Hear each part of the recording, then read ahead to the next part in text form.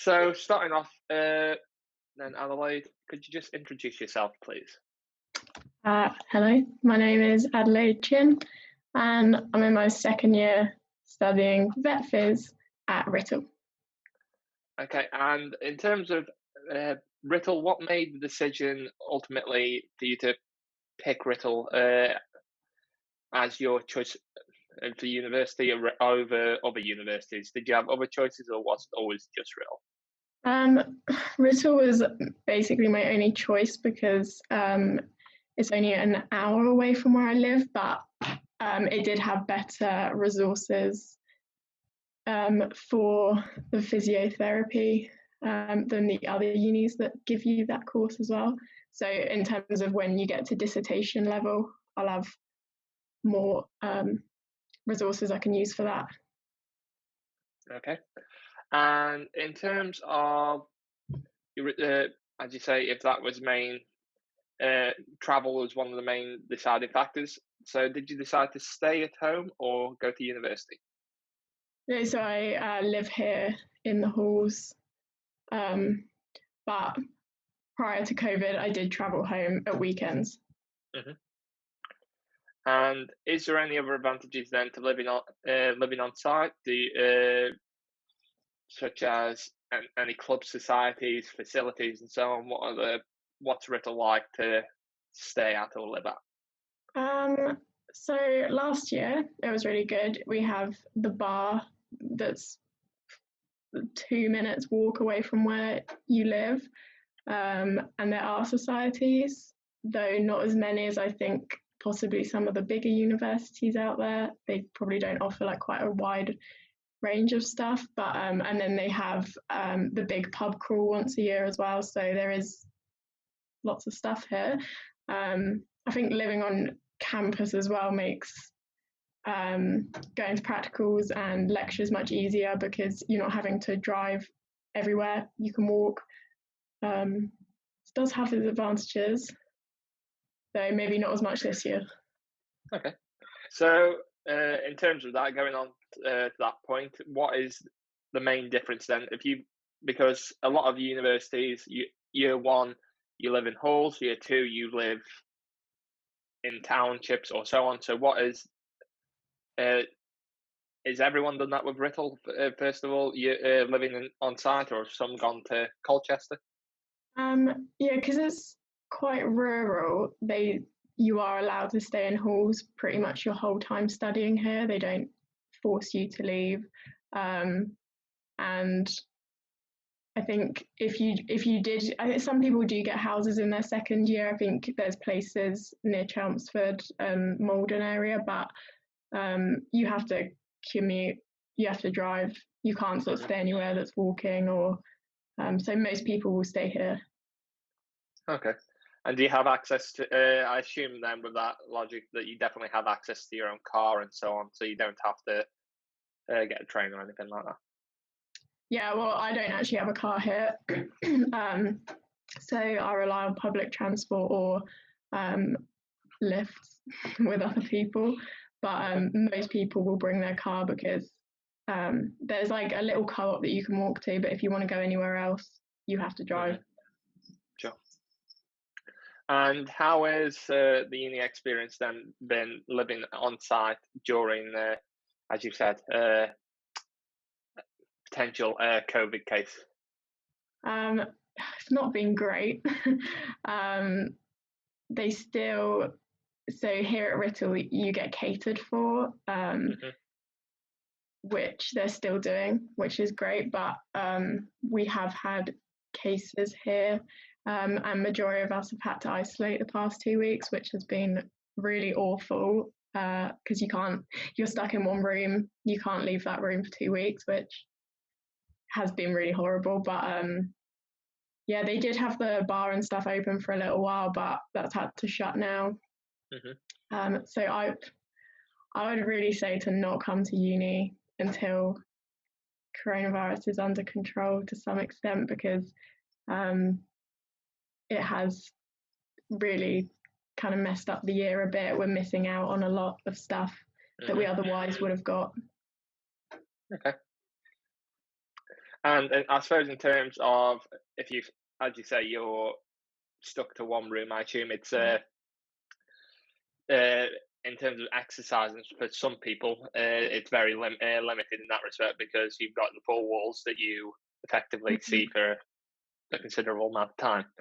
Mhm. So, is there any additional support that the university puts on for you, or has it been? Um, they did. They have put on some online sport kind of exercise sessions. I personally haven't attended them. Mhm. I'm sure people have, so they are trying. Yeah. Um, but also the rooms are quite small. I don't Mhm. think you could really do much in here. Sure. No, I get that, and I imagine it's easier for some, harder for others. I can well imagine, depending on how different people cope with different situations. But in Yeah. terms of, with that being said, and I've asked another student who was on another course, have they Riddle offered any form then of reduction in your course, reduction in fees, or provided any additional support financially? Um, no, it's kind of like an ongoing conversation Hmm. with like student union and stuff, but by the looks of things, there won't be any sort Sure. of reduction. I know last year, so the lockdown happened in March, so we all went home.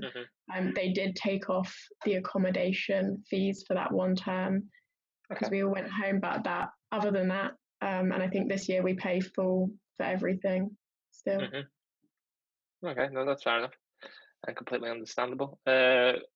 And definitely better by the sounds of speaking to different people, better than some, because some won't have got university any reimbursement regardless. Yeah. So, with that being said, your course is very practical based. I know vet Mhm. physio courses very well. So, how are you finding it? Largely, yeah, effectively a largely practical course taught, I assume, online, or have you not been taught online per se? So our lectures that would be in a lecture hall are all online, but all practical is still going ahead. Um, Even now with the lockdown, that's all still going ahead. But I know a lot of people aren't too happy because the outbreak did actually kind of get going because of practicals a couple of Mm, weeks ago. People were mixing. You can't really social distance very well when you've got 20 people kind of with, 4 or 5 horses between you. Um, so I'm not really sure. I mean, you can't at the moment. We don't really have a choice because if you don't go to practicals, your attendance goes down, and then you don't mhm. have enough practical hours to pass. So we have to go, but um, I'm not too keen on the thought of it. But Sure, I can understand that. mm, Uh, so, with that being said, then I suppose, do you, if you were going back pre-university, before you selected your course, knowing what you do now, would you do the same thing over again, or would you taken a gap year, done something else, gone somewhere else? so if I knew that the pandemic was going to happen, I wouldn't have come to university. I would have probably got couple years of work experience doing stuff. Um, but it's hard to say because when I joined, Hindsight. there was nothing. Hmm. We didn't even expect it, but I definitely think for students going into it now to really think about deferring a year, getting more work experience Hmm. instead. Sure. Which is obvious. That in itself is a challenge for a lot at the moment, from the college students Yeah. all the way up to university placements. To be fair, so Oh I yeah, know that's actually, a challenge. yeah, I forgot about lockdown. You can't really get Yeah. jobs, but yeah. No, it's a challenge across the board. To be fair, but yeah, I definitely take your point. In terms of moving away then from the pandemic side of it, thinking more to hopefully a bit of normalcy post-pandemic. We all hope. Main thing is, so what do you envision doing post university, post Rittle? What? Because how many years have you got left? Just is it another I've year or got 2 years left, 2 years so left? it's a 4-year course. And are those 4 years taught, or have you got a placement year in between that? Your last year is like a clinical year, but Okay. you still, I think, learning. Okay, that's fair enough. So what's the plan for post those 4 years then? Oh, 2 years. So I'm not 100% sure, but my overall goal would be to have my own business as a physiotherapist, Sure. and work for myself. But I'd also really kind of like to go off into other animals, potentially work with more exotic animals and travel, whether it's going to be physiotherapy based or not. I think I don't really have a set plan. There's lots of things I want to do. So probably just see, but main goal will be to have my own business. Sure. So with that being said, then if physiotherapy will be the degree you come out with, and obviously if you have it at the back of your mind that you might like to do something different, even if you do it setting up your own business, is further study something that you will be looking at? So BSc to MSc, or has the last couple of years trying to remove coronavirus from the question been enough of education? I think I would like to do more, but in terms of financial, obviously, I don't think you can get funded after this. You can get a master's loan. Okay. Oh, well, maybe, but I haven't really thought about it. Probably not. Unless there was something out there that I really wanted to do and that I needed to do some further education, then definitely would. No, fair enough. Good point. So, other than that, the clinical year that you alluded to, is that a clinical placement or clinically taught? How have they approached it? Because obviously, other universities with physiotherapy tend to send people on a placement to get the clinical experience.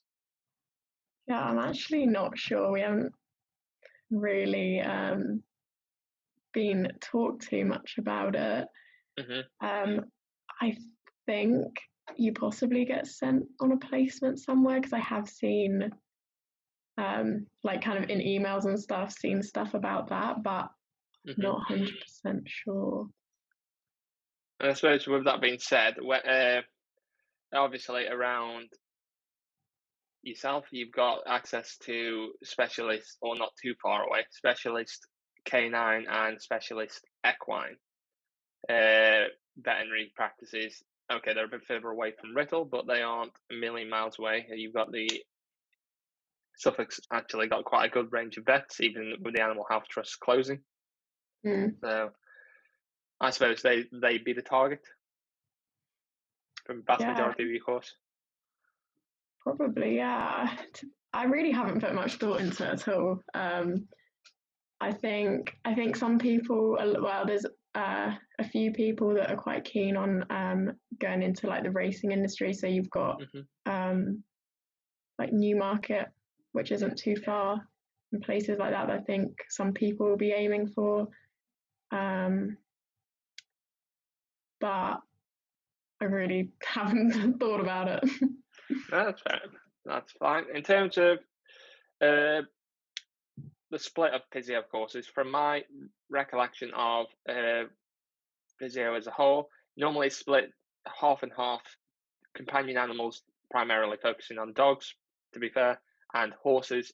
So you're pretty much doing 50-50 of both. Is that still the case with Riddle? Yeah. I mean, there is more focus on horses definitely throughout the course. Like we've probably had more equine practicals, and the lectures are more equine based. Like last year we had a nutrition module, and majority of that was equine, but I think it should be like that because there is slightly more to cover with the horses, especially if you've got people coming in with not as much experience with horses. It just takes them that bit longer to. Okay. I suppose with that being said, then you're saying about lack of horse experience being a barrier for some potentially. How did you find the transition between college and university? The jump between level 3 and level 4. So I feel like I was quite well set up. Because I have my own horse and I had my own horse throughout college and my own dog, and I had already completed work experience for college that would get me the work experience I also needed for uni. So it wasn't too bad for me. It is definitely a jump, and there's a lot to cover and a lot of stuff. I think one thing I feel like I lack compared to other people who did A levels is the biology module. We did do biology in college, but it just wasn't at that same depth that other people had covered slightly in A level. So that's really the only area that I felt like I wasn't quite ready for because of college, but everything else I feel like I had more practical experience with dogs, especially, not so much because in college, so I did animal studies, so we didn't do horses, but dogs we did. Yeah, because of the access at college of having the kennels there, which obviously with some colleges, lack of college kennels could be a potential area if you haven't got your own dog, as you say. And even like we did a lot of like canine behavior and stuff in college, which you don't tend to repeat here. So that kind of knowledge was really useful. Yeah. Okay.